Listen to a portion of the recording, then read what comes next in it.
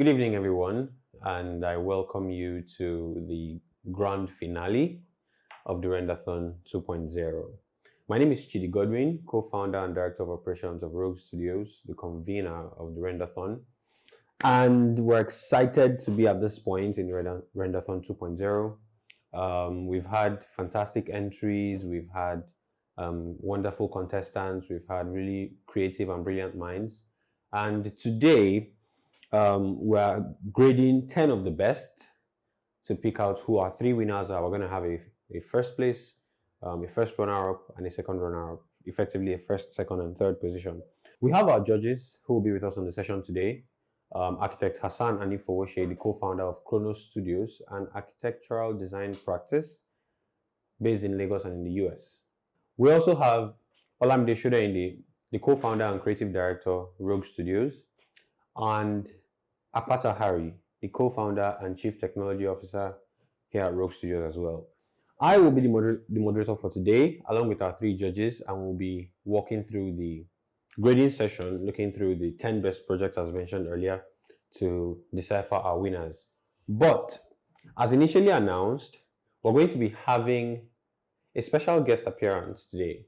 Now, like we all know, the subject of the Renderthon 2.0 competition is The Curve Sofa by S.H.O. S.H.O is a luxury furniture brand based in California.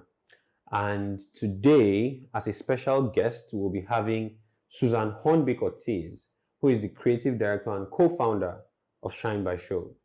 We have worked with her brand over the years, and in all honesty, S.H.O and Susan herself have been a formative part of our growth and development as a company. And we are super excited to be having her on the session today. Even more excited that one of the pieces that we've worked on together previously is the subject of the Renderthon 2.0. Without further ado, let's get right into it.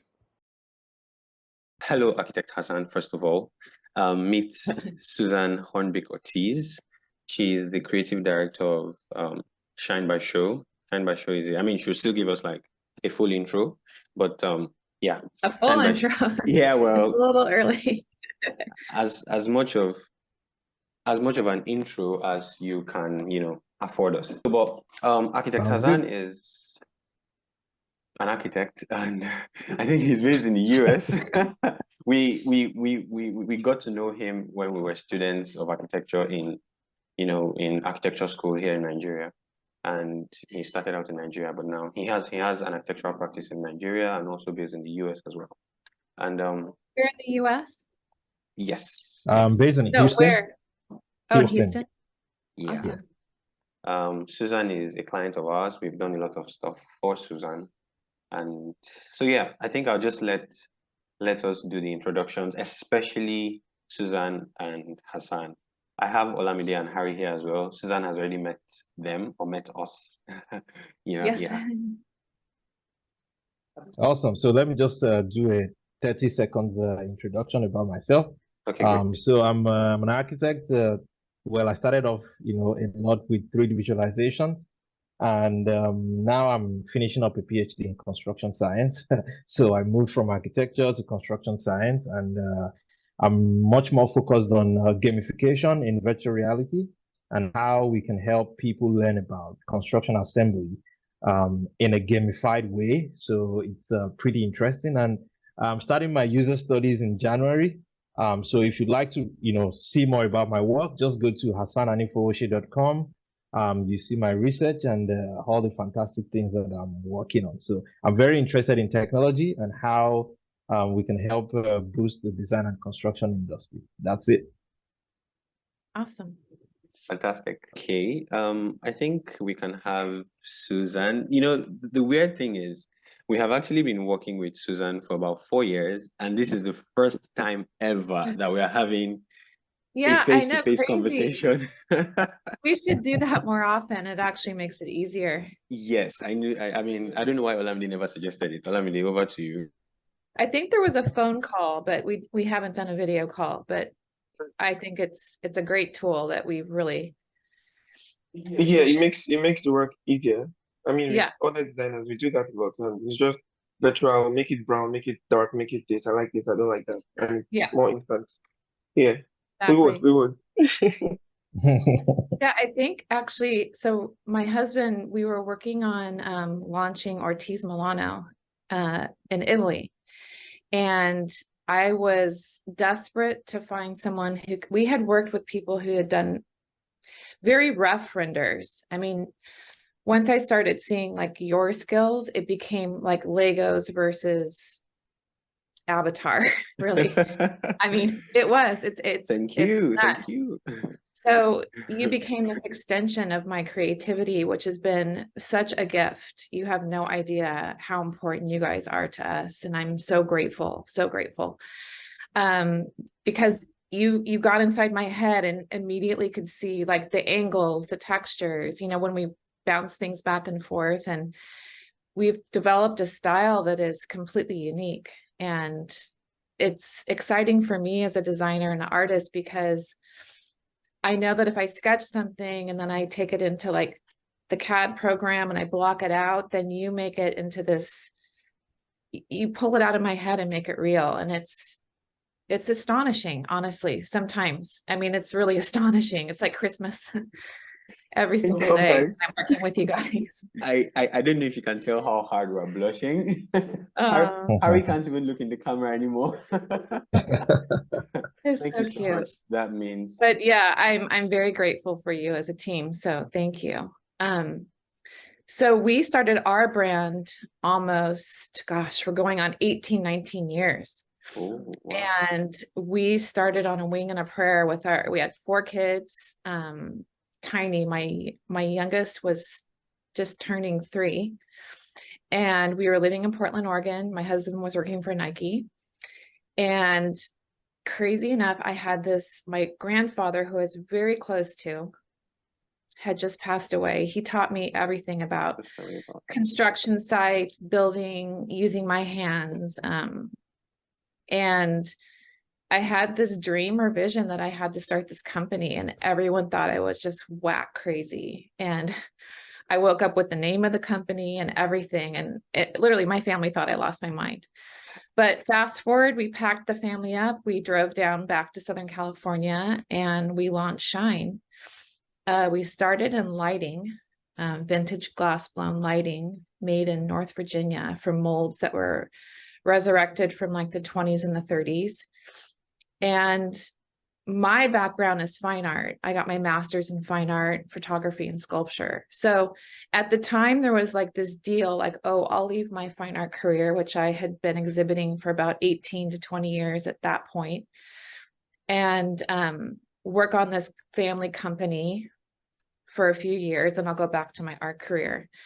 But what I didn't know is that this would become like my love and my passion. So it evolved where I could, you know, within reason in the beginning, my creativity was a little squashed by like the commerciality of everything, which, you know, you have to sell it at the end. So when you're making art and you have a gallery opening, yes, if you sell out the show, it's amazing, but it's not crucial because you've planned for really not making money, if that makes sense.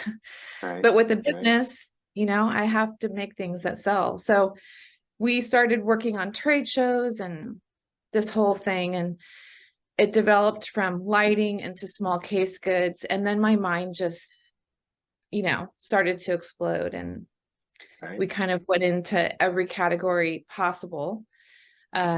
We traveled a lot, all of like India. Well, we were weaving our rugs in India. We met friends in Italy, and we launched the Ortiz Milano line in Italy.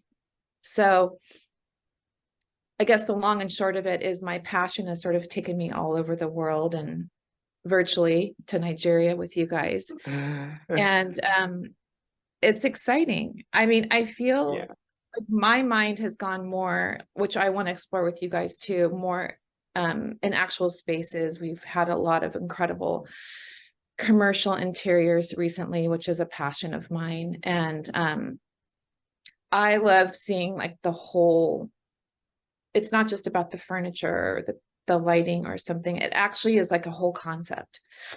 So that's really where my art background, being raised by architects, contractors, carpenters, interior designers, like that's my grassroots schooling, has come into play with now setting entire spaces and looking at the furniture just really differently, you know, as creating an environment. Thank you so much, Susan, for that introduction. It was quite a journey.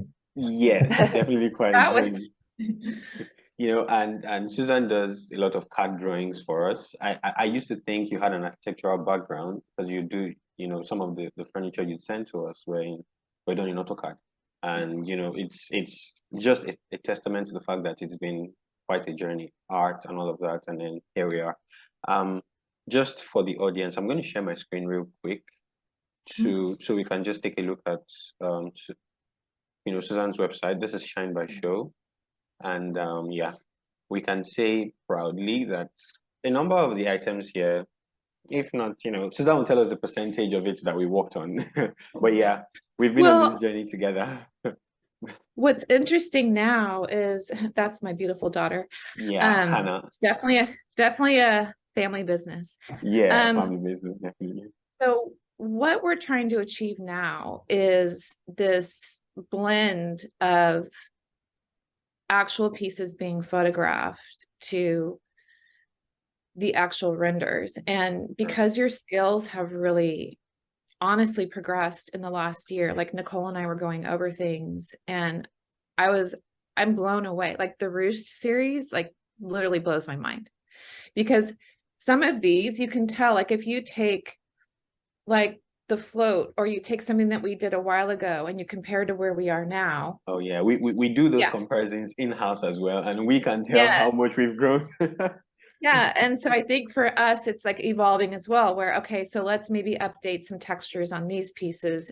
It's a fine line to have something where you're mixing actual photography with renders, and then you have actual finishes. I have to blend it so that it's not that there's a stigma for something that's rendered, but I want to show that like we're a real company. Exactly. And so my Instagram will have a lot of behind the scenes construction, like pieces being made. And I think that's important. We try to blend it to create a full picture that's complete, because the designer, most of my designers, honestly, we have the flagship store in, you know, in Laguna where we live, but my designers are all over the world, and they're trusting me by, you know, this is my presence on the web. Yeah, you know, they'll ask for finishes and whatnot, but it's a huge leap of faith for them. Hopefully we always deliver. It's a lot of stress, honestly. Sounds absolutely fantastic. Thank you so much for that walkthrough, Susan. So very briefly, do you think you could just talk us through, very briefly, say 2-3 minutes, through the curved sofa? And you know, the series, I know there's a whole curved series. There's a curved sofa, there's a curved chair, so I'm going to share my screen again, so we just, you know, take a look at the curved sofa. Or would you rather share your screen if that is part of what you want to talk about? If not, I can just share my screen. Well, I would just, I mean, I have, like, this is the very I beginning. see. Nice. I think this is a lot better. Yes, definitely we can see. So when I start, I mean, this book is just full, and there's some things that are, you know, that you've made, some things that are yet to be done. This is like the very first place something kind of manifests itself for me. I do a lot of sketching, not as much like the last few weeks, but I try to sketch every day. And I taught myself AutoCAD because I was so frustrated with the drafting and not being able to like communicate electronically. So my drawings are a lot more rudimentary than, like, I'll send you guys a rudimentary drawing to kind of get proportions, but then I usually end up sending you actual shop drawings because I have a team that will then engineer things because they need to be built. But I'm learning. And then I use Photoshop a lot, which you guys have seen. And then I'll go to, like, I'll take something that, like, shape wise, and I'll just pop it into Photoshop and start playing with the shapes. I think that comes back to like my sculpture background. I'll even take little clay models just to try to get like, Oh, you know, this yeah. sense I of like, didn't movement. know it went that deep. Well, and they're tiny, you Right. know, but it helps me, like, if I see something in my head and I can't pop it right into 3D, I have to be able to look at something and kind of work around it. Because for this piece, the asymmetry was really important because I was working on the asymmetrical series first. Yeah. And then I went into this series that I wanted to be softer, like more organic. So this real blend of modern lines, but an organic element, like within my realm of organic, like not pushing it too far. So that's why the curves came in. And originally it was sort of like this wing butterfly thing. And I'm like, oh, well, is that too cheesy? And then I kept pushing it. Like now it became kind of like more stone, like carved, but it was soft. And at the end of the day, it really became about the back of the sofa, crazy enough. I mean, the front was beautiful with the overlapping, but the back was this like aha moment for me. So I'm curious if any of the designers have really taken that into consideration, because it's really about the back of this piece. And that's not normal with sofas unless you're floating a sofa in a room or whatnot. So anyway, it was just like this hidden beautiful detail that I thought was very exciting. Right. And it is exciting. Thank you very much, Susan. Yes. So we had we specifically chose this one because I mean we had a lot of fun working on this with you, and we felt like it was going to also pose a healthy challenge for our contestants.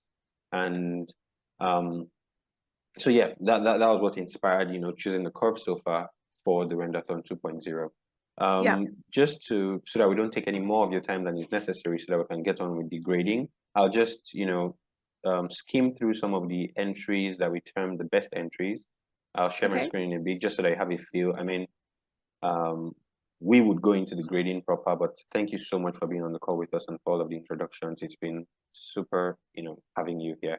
Thank you so much. Thank you for inviting me. Yeah, sharing my screen right away. And second. Yeah. So this is one of the entries. So the things that we're grading how accurately the contestant was able to recreate the sofa and what kind of interior scene or interior design that they are using the sofa in. So yeah, this is one. This is another.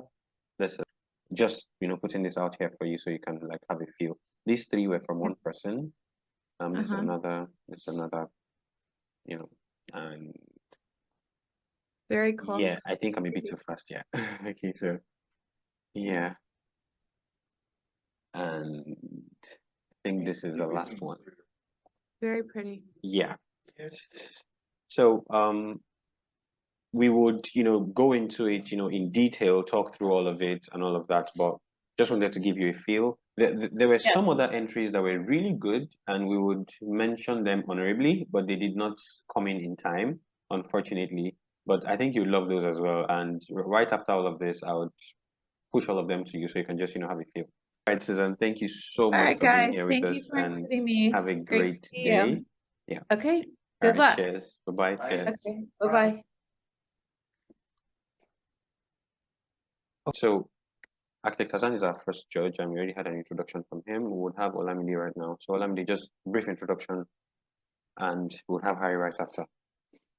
Okay. It's a pleasure to be here.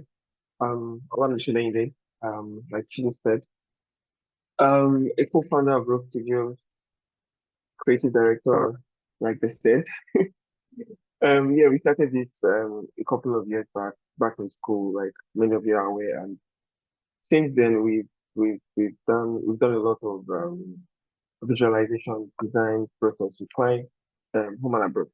right? And it's been thrilling, it's been interesting, and we are glad that we are bringing this here to the 3D artists in Nigeria, and we are happy to be able to do this for them, right? It's a huge pleasure to have you here, Architect Hassan. I've always been a fan. Low key. We Yeah, we so have all been fans. I don't know about you guys. I'm speaking for myself. Yeah, so it's a pleasure to have you. I was going to ask, do you still run your practice here in Nigeria? I mean, that's Chronos Studios. Yes, I'm lightly involved, but yes, Chronos is very active. Just lightly involved again, mostly because of the ton of Your things that I have to get done here. okay, Yeah. interesting. Right, man. Great job. So Harry. Yeah, thank you very much, Olamide.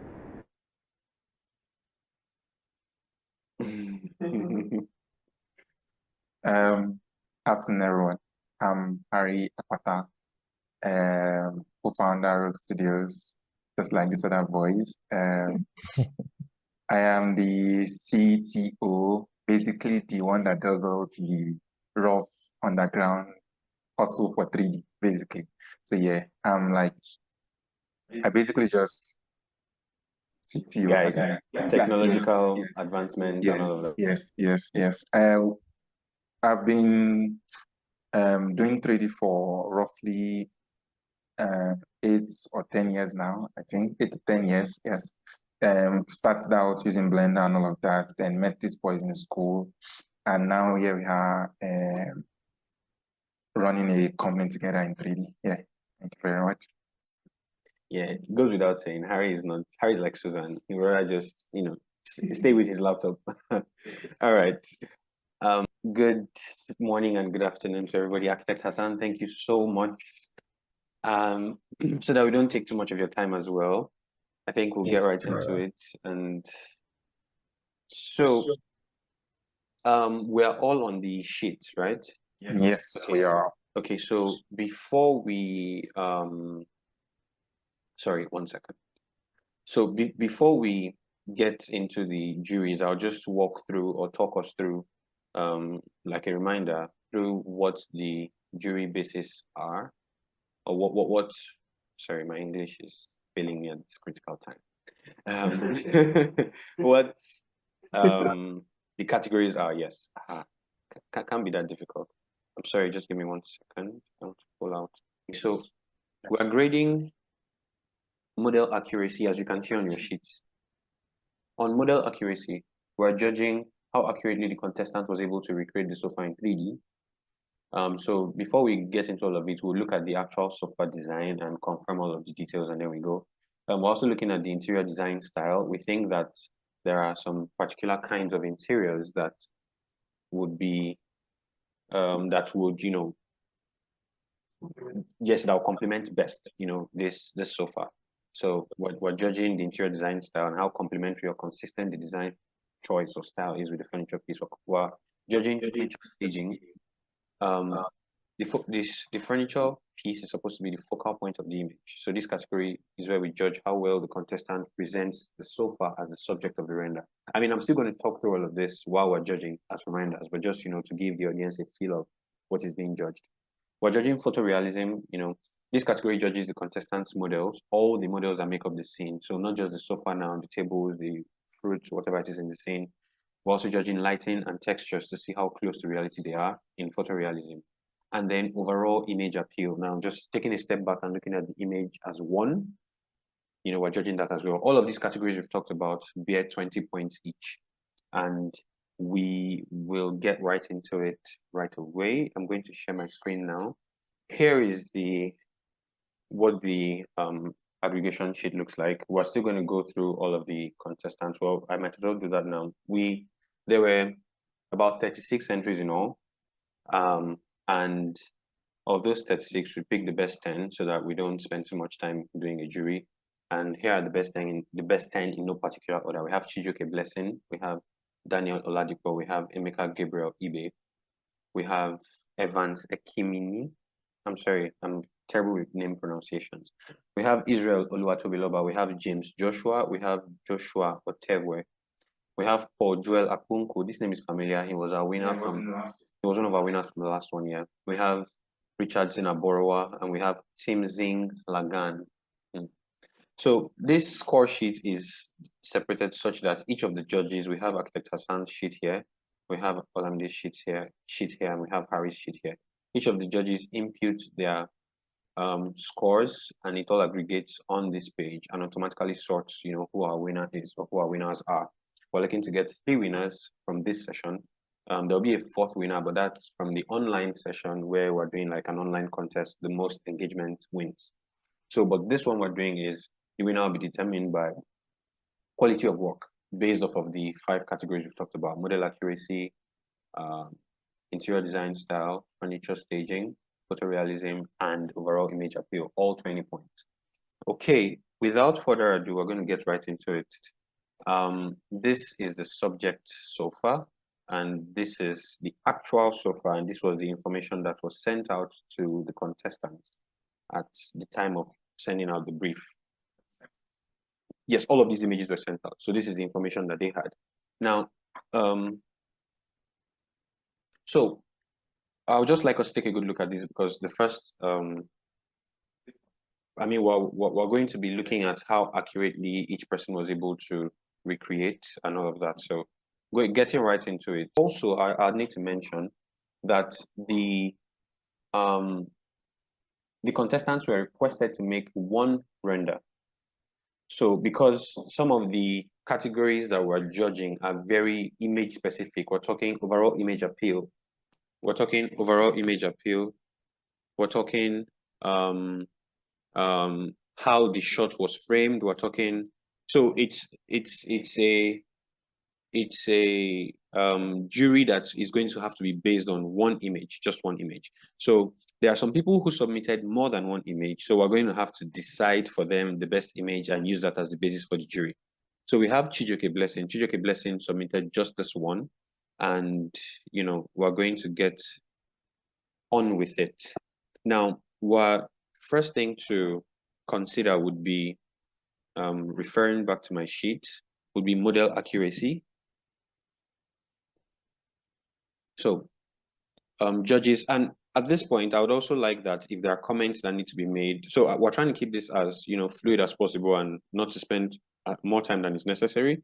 So ideally, we would like maybe one of the judges to just give overall comments on the image, then we'll go into the score sheets if we can afford that. Okay, great. So overall comments, 1 minute per judge. Just overall comments on what you think. Everybody gives their comments. Your comments can also be based off of what the score sheet says, so that it's like we have we're making informed comments, and then we go into the scoring. So I think we should have you first, Architect Hassan. Your overall thoughts on this, on Chijioke Blessing's work. This is Chijioke Blessing. Are we going to do that per entry? Are we going to do a comment per entry? Okay. What are your thoughts? My thought on that is we may end up giving each other bias about those entries. Okay. If we talk about specific entries, okay, I can say a lot fantastic about an entry that someone else wasn't seeing, and then I can say so much bad stuff about another entry that someone thought, right, that may not be true. So I think maybe we can just have a generic overall comment. We can mention some specifics there and there, and then we can just dive into the grading. Sounds good. Then when we're done and we see the results, then we can now talk about our assessment. Oh, okay. Okay, yeah, I think that works. We can go like, hey, Olamide, why do you think this guy deserves a 20 in that? Because at that time, the entries have already been done. We're just having a conversation about it. Okay. Yeah, I think that would be fair on the entry. On the contestants. Yeah. Okay, so first general comment. Yeah, first general comment for me is that these entries are mind-blowing. And I think for you guys to have selected these ones, I think the competition entrants were very, very enthusiastic about, this project, so to speak. I'll call it a project competition. Yeah. I think I was really impressed by a lot of the scene compositions. Some of them stood out, really, really stood out. You could tell that this entrants were like seasoned visualizers. And I think I like the fact that everybody had a good shot at the furniture modeling, which I found very, very interesting. And the textures too were very close. Some went out of the way to get very nice textures. Some just probably used some texture with maybe a little bit of displacement, and some didn't even have any form of displacement. But yeah, I'm very interested in judging these things. Of course, as an architect, I'm going to be looking beyond the furniture, and I think my focus is going to be a lot on the of course, the staging. In fact, that is why we have you on the staging of the image, the scene composition and all of that. I'm going to have a field day just looking at each image and putting some notes and comments. I'm gonna have a field day. I love everything so far. So yeah, that's all my comments. So we're going right into the grading session, and I'd like to talk us through the structure. Our judges are going to take some 10-15 minutes to go through all of the renders together and also grade in their respective sheets. After the scores have been sent in and after the grades have been recorded, the grades will be aggregated on the aggregate sheet. So we won't be talking through the renders until after the grades have been given, because we do not want any judges' bias to influence any other judges' grading. So right after now, we're going to receive the judges' grades, and then we'll have the judges talk us through their grading system so that we all have a sense of why this was picked over that, and then go over who the winners were, go over which renders stood out, and decide our winners.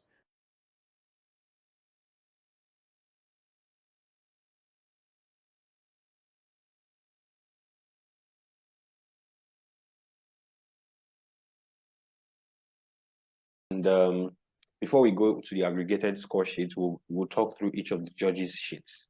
I would like to start with Harry. I'd like to start with Harry, just so we'll gloss through the images. I mean, we'll take a look at your score sheet first. Okay, Harry. This is Harry's sheet. So we have this sheet here is where we have the final results. On each of the judges' score sheets, we have their scores and their winners, and we have the aggregated winners. So this is Harry's score sheet, and so we'd like you to talk us through. Would like you to talk us through your grading. I think the best way to do this would probably be to have it split such that we can see. Yeah, just have them side by side on both sides. Okay, great. My turn. Okay. So basically, I am my grading is very, very, very lazy. So I just splitted it all into three. Basically, I was like very bad-ish or not so good. Then the how will I put it? Somewhere in between, the medium, then the very best. So I have just 5, 10, and 15s all through, basically. So it makes the whole process for me very, very quick. Do you understand? So basically, where you see 5, it means that to me it is not very best. And where you see 15, it means it's the best. Basically, that's just what it is. Then 10 is somewhere in between. That's how I have it all. 5, 10, 15, and that's what's made up the entire thing for me. Okay. I think that's very impressive in the sense that I didn't even expect any judge to do that. Sometimes we get caught up in the little details, and here is how just simplifying the process for himself. It's either good, not so good, or very good. Yeah. Simple as ABC. Right. So that it's impressive to see. I didn't even look at the other sheets until I was done. So I couldn't have detected your style. Maybe I could have adopted it. Okay, cool. I even had a decimal point in mind. I noticed that and I'm like, yes, architect Hassan is going into the You details. need to tell us what influenced that. Because I was like, it's not there, it's not here, but it has to be somewhere between. Yeah. Okay, so is that it for Chijioke? Okay, so you're just talking through your whole grading system. Oh, fantastic. Yes, Olamide, please. Yeah, so I think it's a huge advantage that we have this current sheet, to be very honest. I mean, if it were just one score we're giving everybody, they will probably be tied, right? But from what we've seen, I mean, some of the interior, some people had it going well with their interior style, but when you zoom into the model, you realize that the booklet texture is not so fantastic, or they just used a white texture. Some of it was even looking like concrete. And then for the concrete looking sofas, the person really had this thing going well, at least in my opinion. So I mean, it helped in that regard, whereby we can judge for everything, model accuracy, interior design. So for my grading process, I mean, I have in some cases as low as 8. I think that's lowest. And my highest here is I think 19. But I think I chose the 19 because it had a tie to someone that I felt wasn't good enough. And rather than review that, I just, took it off a bit. But I was really going to give this person a 20. I mean, but like my colleague has said, 20 is that for the gods. So let's just leave it at that. And yeah, that is basically my scoring process, to be very honest. Interior style, the model, just yeah. All right, thank you very much. Architect Hassan, we're going to take a look at your score sheet now, and you are going to really explain these decimal points. Yeah, so very, very great entries, like I said. I think one thing that really popped out to me was how detailed some of the furniture modeling was. So that was the first benchmark that I just had in my head. Like, before I look how nice your scene is, I want to see how detailed this furniture modeling is. And there are just two things I'm looking for. I'm looking for that pretty tiny, slice on both ends. Then I'm looking for the crease in the texture. I'm not just looking for a displaced texture or slab texture. I'm actually looking for that little crease that gives it some form of softness. Yeah. And at the same time, doesn't make it look rubbery or hard. Yeah. Because that's basically what the source images look like. So when I looked at those, that was how I used to just, benchmark for furniture modeling. And then I looked at the physics in the furniture. Okay, I'll explain that a little bit. So if you guys look at the little round piece of ball, the puffy thing, if you look at it closely, you see that it's not perfectly round at the base. There is some physics going on there, and I think only a few people were able to get that physics out. So let's see what Evans did. Okay. So yeah, Evans did something pretty similar. Well, let's look at this is Evans. James. Yeah, let's look at James. So James, that's where James got his 18.5 from. I see. Okay. So it was a little bit more than Paul. It felt like Paul Joel. Attention to detail. Yes. Paul Joel did great with the fabric texture, but it didn't do so well with that little piece of blob there. So that was where James got his 0.5 from. Right. I had to go back and forth in between the two of them and just like, okay, you know what, this guy should get a little extra. And then I think Joshua's modeling was very good. Even though it lost some details if you zoomed in. It lost some details, which I don't know. Maybe it did some rubber stamping or whatever for image enhancement. Maybe it had some noise in that place. But again, I don't know what happened there. But it lost some detail in there when you zoomed in. And that was why it didn't get so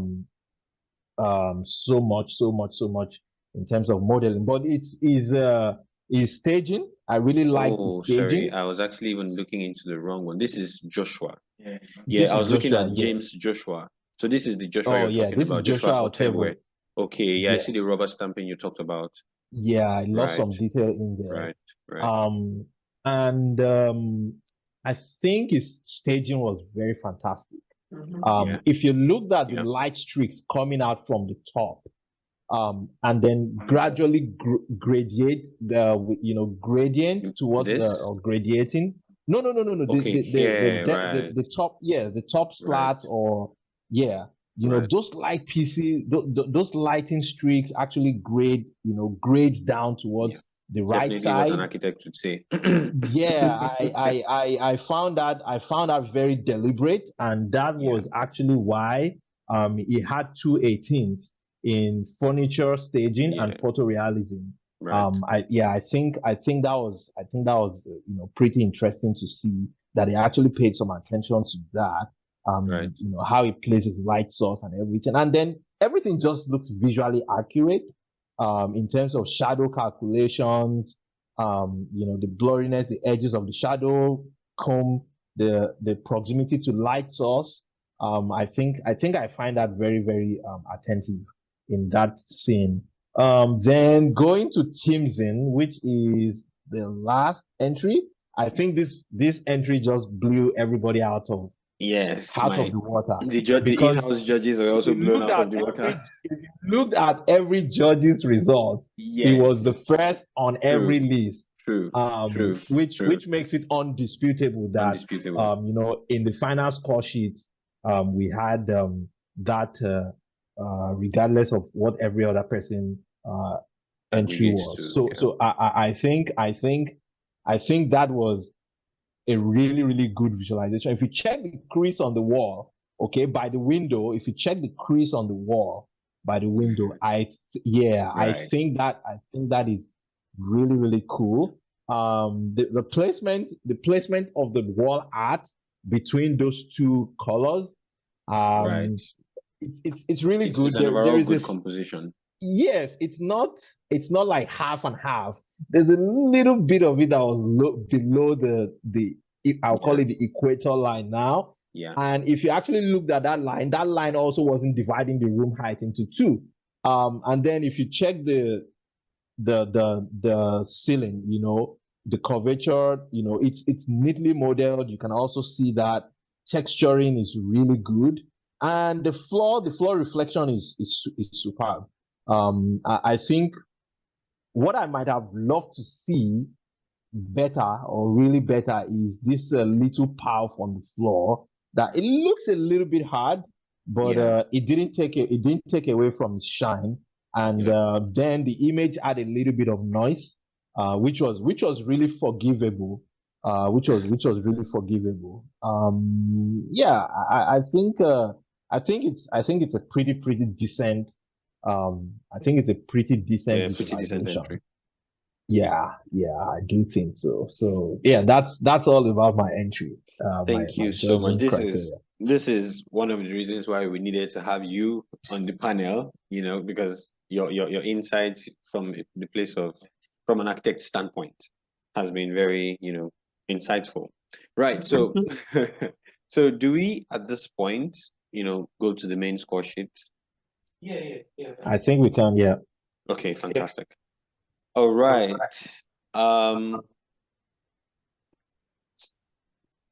So we are going to be visiting the score sheet now. I don't know why I am excited on their behalf. Okay. Now this is the aggregated score sheet. Aggregates all of the judges' individual score sheets. And as we can see from the aggregated score sheet, I might need to take this to the side.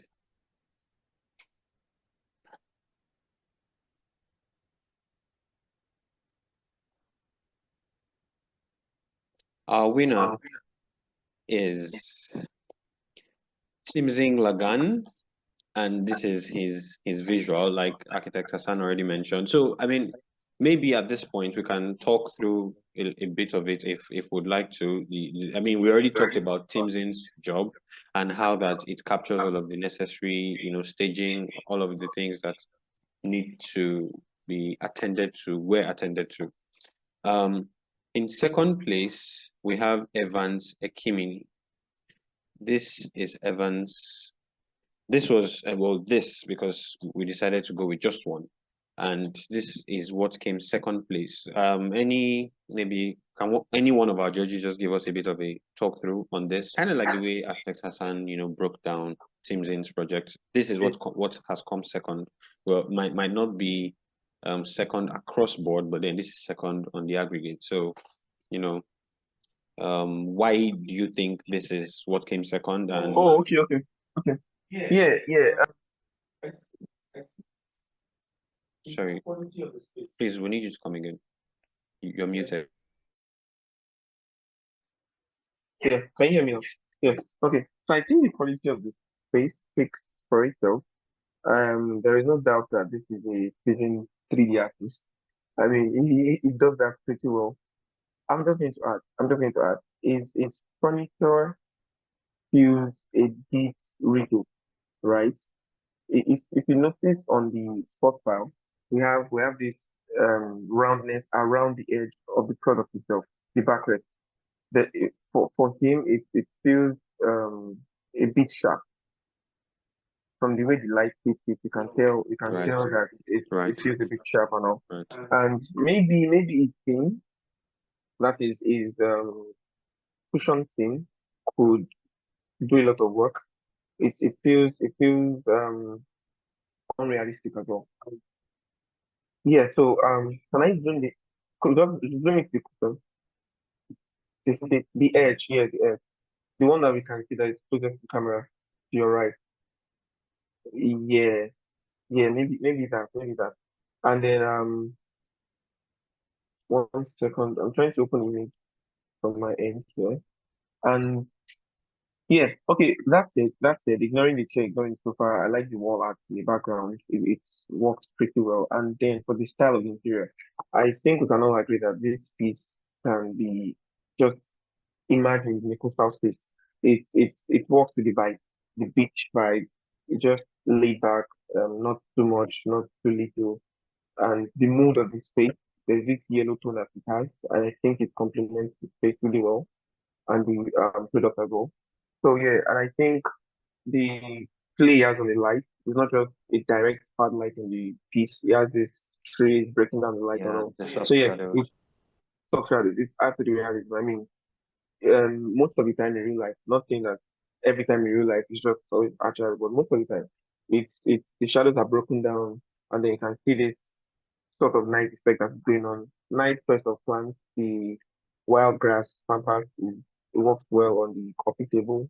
It's just a beautiful thing through and through. I like the ivy plants too on the top right. It complements the beach coastal vibe that is trying to portray, I think. Other than that, yes, I think everyone saw this coming. I mean, from the first time I saw the image, I knew this was a strong contender, and I'm glad that he's one of our top picks. So yeah. Right. Thank you very much, Olamide. Okay. And in third place, we have James Joshua. James Joshua this is James Joshua. Am I correct? Yes, this is James Joshua. Okay, Harry, I'd like you to talk through this, talk us through why you think, well, okay, maybe I should do this. Let me see. James came fourth in your sheet. So yeah, you can tell us a bit about him. All right, so Harry, over to you. You need to unmute.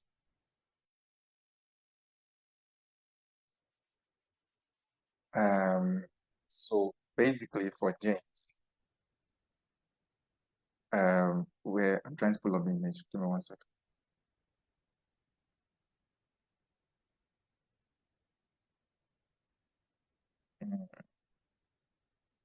If I'm going to see anything, it's just going to be based off the way I graded.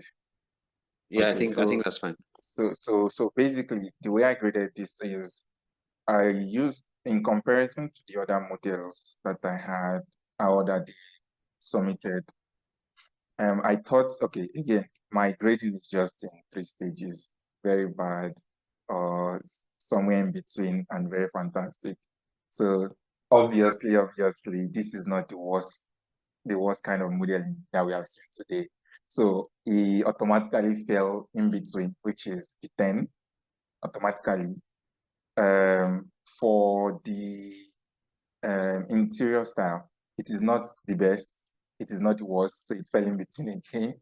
That's 10 again. Now I realize that my method of grading was probably not the best. But okay, the furniture staging, yeah. So basically for my furniture staging, I just if your furniture is not well positioned in the scene, you get the lowest. If you are in between, or if I can see your furniture very well, you get if your furniture is not so obvious or is covered by stuff, you get in between. Then if your furniture is very glaring, that is the main focus of the scene, you get higher. So basically, I think this guy automatically fell in between here, which is 10. Okay, no, this time I get 15 because I can see the furniture. Yeah, very there's a Yeah. focus on the furniture. Yeah, there's focus on the furniture, so he got 15. Then for photorealism, again, he's not the very best, he's not the worst, and that's why he's in the middle again. That's why he got 10 for me. Then for the overall image appeal, he's not the very best, he's not the worst, he got 10 again. So automatically that landed him somehow in fourth place. Yes, on my spreadsheet, he landed in fourth place. All right, thank you. Maybe Harry is not the best person for this. Maybe he's not the one who should talk through this. But yes, I think we I think that it does make sense that he comes third, I think, because unless any of the other judges want to weigh in, maybe Architect Hassan would like to say a thing or two, you know. Well, I'm not someone who contends with scores, especially when it comes to, like, other people's expertise or Yeah, opinion. exactly. But as you can see, it's just 0.17 more than Joshua Otevwe, which I personally think was which I think was a much more personal opinion, which I think could be slightly higher in final scoring, more than that other one. So that to me, I would say that is a tie actually. We might want to consider that as a tie. Okay. For the two of them, because both Joshuas have very good submissions, and I think from what everybody has judged now, it's pretty obvious that they're pretty close. So we probably want to round down the 0.17, to just make it to make it a tie. To make it a tie. Yeah, this guy's entry is great. No doubt. This guy's entry is great. That other one too is great. So I think all 3 judges can just decide. Or what do you think? I mean, I think on my score sheet to this other Joshua Otewe, he had like just 1 point higher than Right. James Joshua. Okay, in that case, you can call it a tie, and they both get the prizes. Okay, then, I think the unanimous decision is that it's going to be a tie. So this is because, so we have the 2 Joshuas coming up very close. We have a 68 and a 68.17. Now, we were considering doing a tiebreaker round, but this is James Joshua's job here, and this is Joshua Otevwe. And instead of doing a tiebreaker round where one person gets knocked off, because the honest truth is, if they are this close in the points, then it means they probably both deserve to win the third place prize. So we're going to have a tie for third place, and both contestants get the third place prize. Right. So we move on to the fifth being Paul Joel Akunku.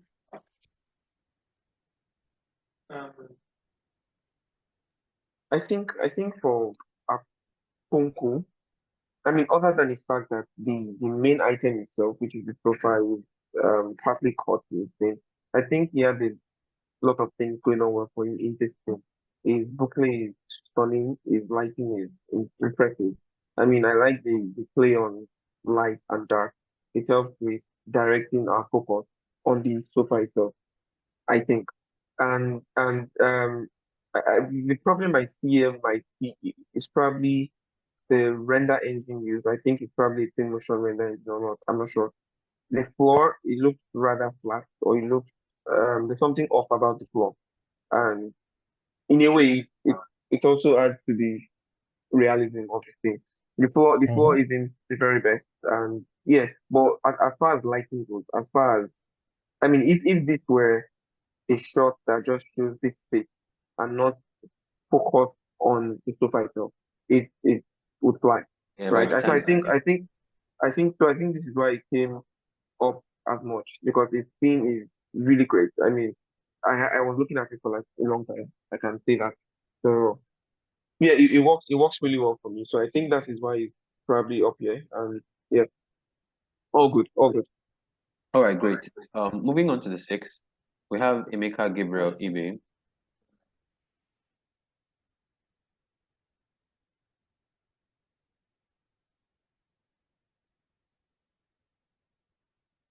Okay, so Emeka Gabriel Ibe, 6th place. Architect Hassan, your thoughts on this? I think I like the way that the space is sparsely populated. Right. It drew some attention to the furniture, but the little blob actually gave it away.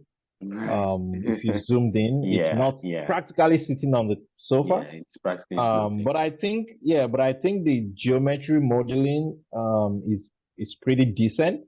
You can see the curvature in the furniture. It's pretty decent. And it did use like a dark background, which actually, even though it subtly says that there is a space that exists behind the couch, but it doesn't take away attention from the couch. Yes, so I think that's something that I realized about the render. Allows the couch. Yeah, and then if you look at the decoration on the far right side of the scene, if you actually took that decoration piece, if you crop that decoration piece out, this rendering probably wouldn't really make it in terms of scene composition. Right. I think that decoration just basically gives a larger context of the space where the furniture is sitting. And I think that leaves to imagination. It leaves that to the imagination of the viewer, to say, I think I can imagine what is left in this scene. So in terms of the staging, I think the staging is pretty good. The model accuracy, if we looked at how slender the sofa is, I think it got that very well. I might be biased, but other than the fact that that blob wasn't sitting, this was a very good model, I think. But the slenderness ratio of that couch with respect to the provided images, I think it's very close. Texture wise, I may be biased too. I think I like the texture. It's not the best, but I just got blown away by how the scene, how the furniture actually stood out of the scene. So that was it for me. I'm not so particular about the blinds or the lighting, but I think that furniture and the scene composition is pretty good. Right. We actually have a tie for 6th place because Chijioke Blessing, and I don't know how this happened, so weird, has the exact same score as Emeka Gabriel Ibe. So, interesting. Yeah, very interesting. So we take a look at Chijioke Blessing's work. This is the very first one. And yeah, by the time you look at it holistically, I feel like it falls into place as to why they are both tied for 6th. Yep, that's very correct. Yeah, it makes sense. It makes sense that they are both tied for 6th. Yes. Okay, on to the 8th place. We have Israel Oluwatobiloba. And well, Israel Oluwatobiloba. So this is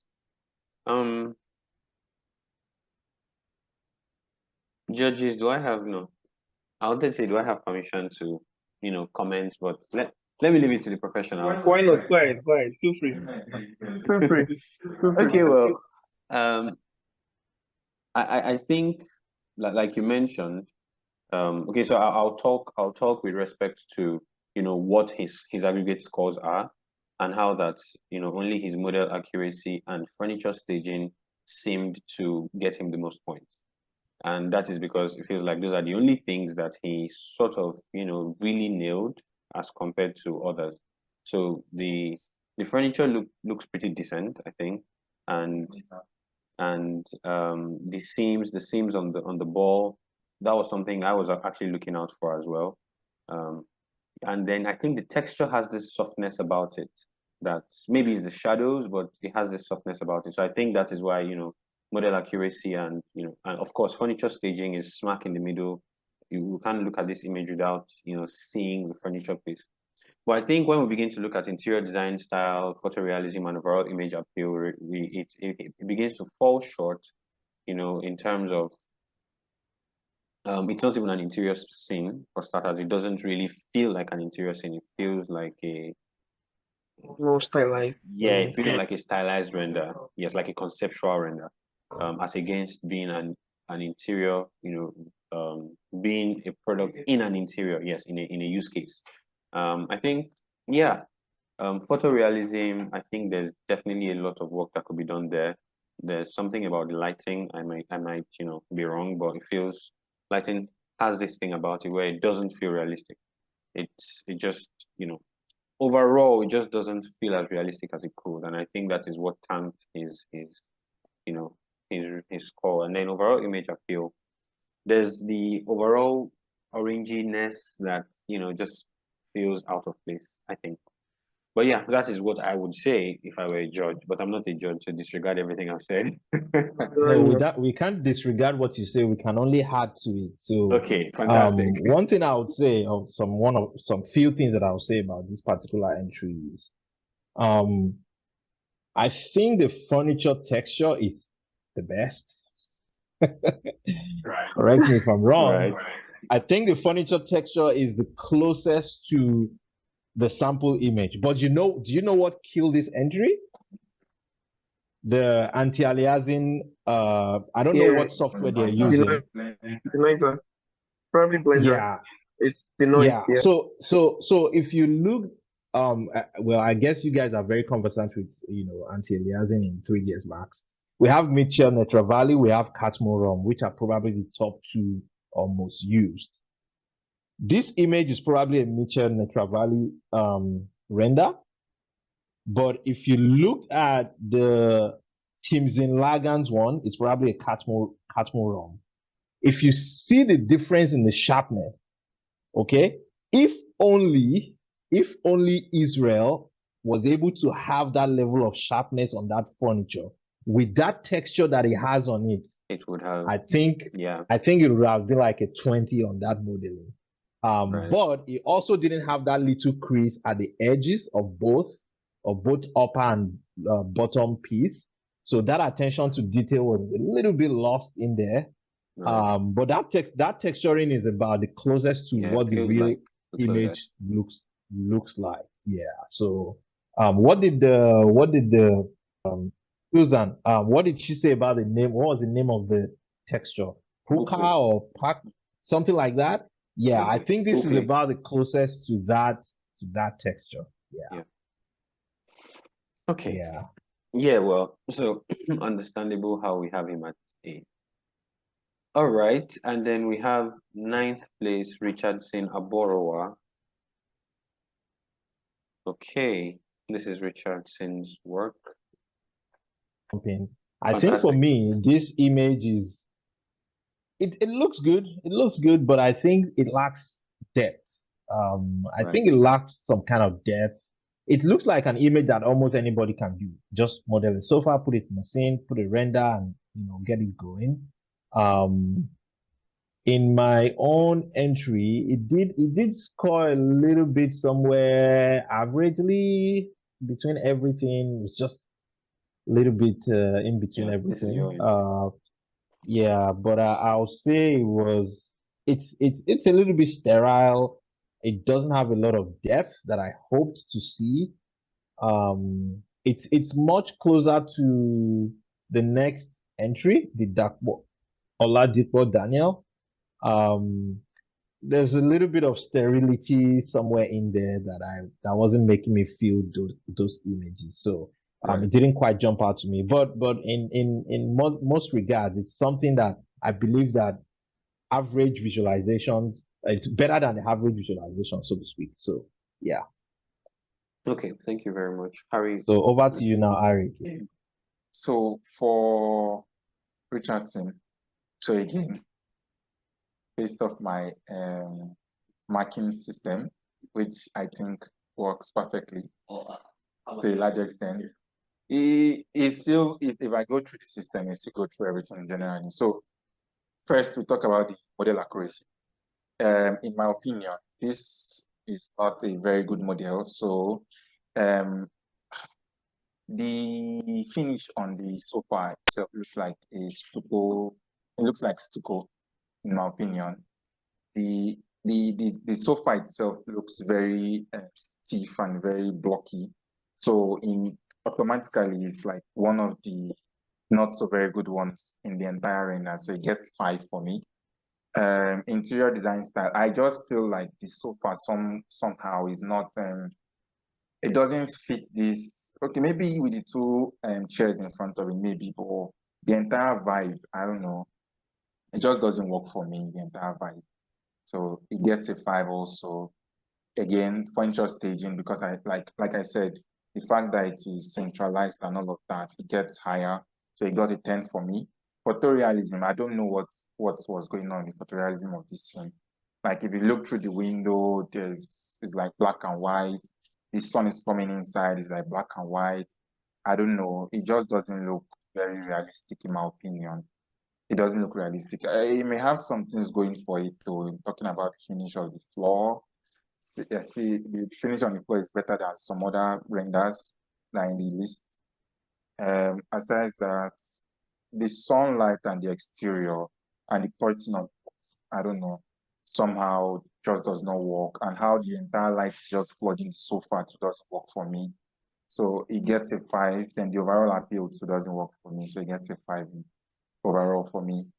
And that's why it's on my score sheet is 9th place, tied with Daniel. That's just it. Oh. All right. Yeah, right. Thank you.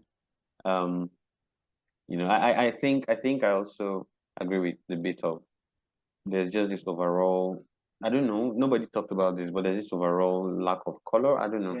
Yes. Yeah, I said it was sterile. Yeah. Yes, the sterility. Yes, it's just and then when you look outside, it's confusing, Yeah. Okay. And then we have in 10th place, we have Daniel Oladipo. Daniel Oladipo is actually okay. Right. Olamide, maybe we'll have you on this one, and then we have Architect Hassan, give us like an overall on everything. Olamide, your thoughts on Daniel Oladipo? Daniel. Where do I start? Yeah, the style you decided to choose, I'm not sure is the very best for the sofa itself. But again, I'll start with the sofa itself. It There is no seam at all. So I think I'm not sure what it's called in my modeling, but I'm not sure what I've found higher at all for that.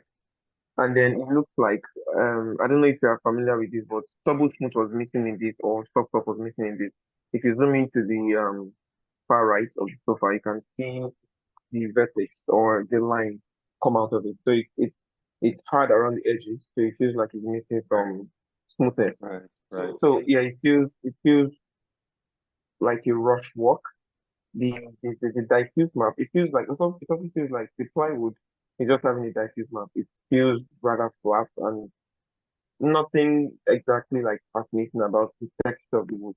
It's just very raw in terms of material and all of that, but in terms of like yes, in terms of the other things, just feels flat. It feels like the person using the albedo just mark on the wall and then that's it. I mean, I'll give the person a point or two for time, effort. I mean, the effect going on at the back of the wall, the way he has juxtaposed the wood panels side by side and just try to make a pattern or an effect out of it. it's impressive. It's interesting to look at the choice of plant.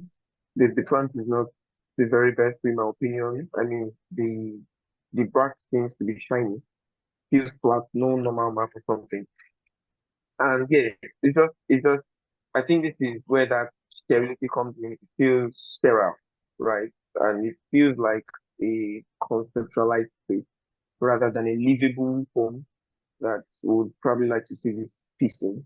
Like I don't see myself living in here. So basically, yes, I think that is it. It's just not working for me. Right. Yeah. Yeah. Yeah. Thank you. Architect Hassan, any just 30 seconds wrap up on this one and maybe Yeah. everything. So this particular one for me too is yeah, I think it's a little bit sterile. I think sorry, let me move it to the screen. I think it's a little bit sterile for me. There's a lot of whiteness going on. Lots of detail between the flooring and the shadows. I couldn't almost detect any shadow on the floor. Yeah. So that made it look like it didn't make that very real to me. I think there was a lot of whitewashing, light brightness coming on, and then we lost the texture of the furniture in all of that whiteness. Even though the furniture has some texture, but it got lost Hard to in see. that lighting.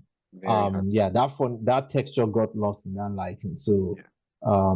yeah, didn't and just like Olamide said, it's just like a space, just like put things together. It didn't really look like a space that people might live in. The language wasn't very cohesive. I don't know. There's just this thing about it that wasn't super deep, in terms of visualization. And then with the camera, with the scene composition and the camera placement, there wasn't any story. The scene was not telling me any story. It was just the sofa, furniture, plants, backdrop. That's it. Yeah, right. You know, Render. yeah, Yes, render. and You then can have render. it. You can have it. Yes, here you go. Here you go. Yeah. So Right. yeah. So only for that reason, I would say that it didn't score pretty much. So what I would tell this person is to pay a little bit more attention. I think Olamide said it was like a rush job too. Pay a little bit more attention. Spend extra little time. Tell a story. Let your scene tell a story. I always tell my architecture students, I tell them, I say, when you're working as an architect, you want your work to speak as if you were not in the room. So just assume that you're not in the room to talk about your work. What story is your work going to tell? What message is your work going to send? That is where I know that a lot of work has been put into a project. Yeah. So, yep, that will be it for me on this entry. Thank you very much. And that wraps up all of the entries. Once again, we have our winners, and they are in first place, we have Timzing Lagan. In second place, yes. Congratulations, I know that. In second place, we have Evans Ekimini. And for a closely tied third, we have James Joshua and Joshua Otewe. That brings us to the end of right. That pretty much brings us to the end of the Renderthon 2.0, and of course our winners will be contacted. Everyone who participated in this did absolutely amazing. Like Olamide said at some point, effort and time has gone into it, and there's been a lot of, everyone has in their own way tried to interpret the furniture piece as best as they could. And I mean, of course there'll definitely be winners and non-winners, not losers, just non-winners, right? So I thank you all judges for being a part of the session as well. Architect Hassan once again is joining us all the way from Houston, in the United States. Thank you very much for being here. Olamide and Harry are in all the way from yes, okay, well, they say they are joining us all the way from Rogue Studios. Right. Thank you all so much for being here. And one thing that we are very proud of in Rogue Studios is the fact that or one thing we're going to remain true to is the fact that each edition is going to keep getting better than the last one, and it's going to remain true to the cause. The cause being to drive 3D visualization adoption and 3D visualization embracement, if that's the word, for want of a better word, in the Nigerian space, to drive development, to drive healthy competition, and ultimately drive growth of 3D artists, across board. Having seasoned architects and 3D artists on the jury is so that we can talk through these things and everyone can learn.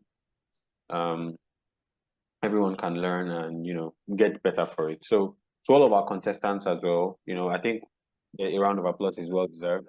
And thank you so much for participating. And we definitely look forward to having you guys on the next edition as well. And would constantly, try to make add a thing or two, make this better, make that better, in order to make the experience more educative, more immersive, and to keep delivering the cause for which the Renderthon was started. This brings us to the end of the Renderthon 2.0. Any other closing remarks from? I think I'd like to get closing remarks from Architect Hassan in particular. Right. So I'm just going to say thank you so much for having me work with you guys on this. It's very impressive how the how the organization of the entire process went, how the collation of the scores, the judging the entries, receiving the entries themselves, and I give a big kudos to all the entries that made it to this place where we're actually judging. I think it's very, very commendable to see the kind of effort, the amount of effort that people are putting in to tell stories with their visualizations, and it goes beyond just putting objects together in a scene, but actually modeling and narrating a story. I think those entries that made it to this top 10, I think, or maybe top 11, are really, really, really impressive. And I think low key, I want to keep my eyes on some of these people who did this visualization. So if you can send us, send us their Instagram handles, I think that would be great. I would like that's to one of the kind of objectives follow them of the Renderthon, to expose follow them and see what they're able to do. So other than that, it's been a great one, and I'll say thank you guys, and good job as always. Looking forward to future editions. And congratulations to the winners and the runner-ups too. Congratulations, everyone. Thank you so much, Architect Hassan, for being here with us, and cheers. Thank you, everyone. Thank you, judges. Thank you, guys. Have a good one.